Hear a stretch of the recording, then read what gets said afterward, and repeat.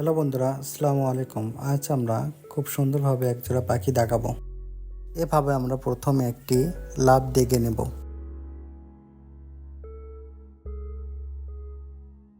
এরপর এ পাশে আরেকটি একই মাপে লাফ দেখে নেব। ওপরে একটি বৃত্ত দিয়ে নেব। একইভাবে এ পাশে একটি বৃত্ত দেখে নেব।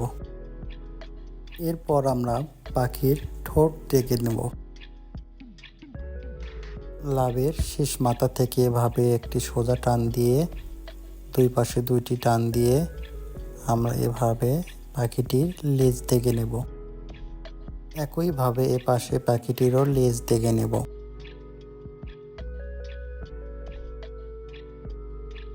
লেজ দাগানো শেষ হলে আমরা উপরে এভাবে একটি লাফ দিয়ে নেব।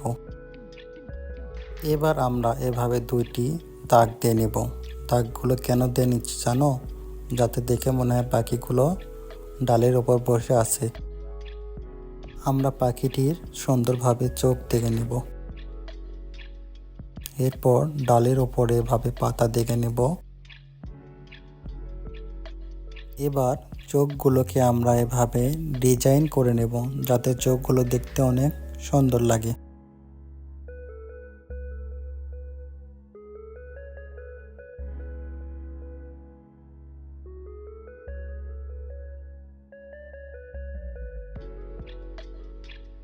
এভাবে আমরা দাগ দিয়ে নেব। এবার আমরা ডালটিকে রং করে নেব।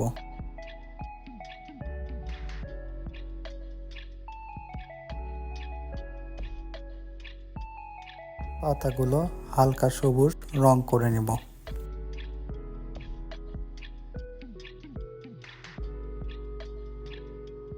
এবার আমরা লাফের মাঝখানে লাল রং করে নেব।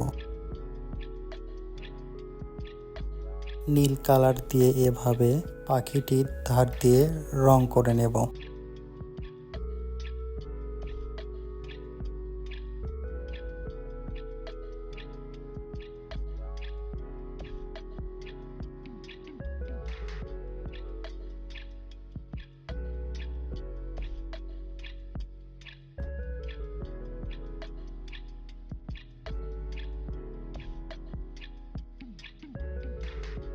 পাখিটির ঠোঁটটি আমরা হলুদ রং করে নেব।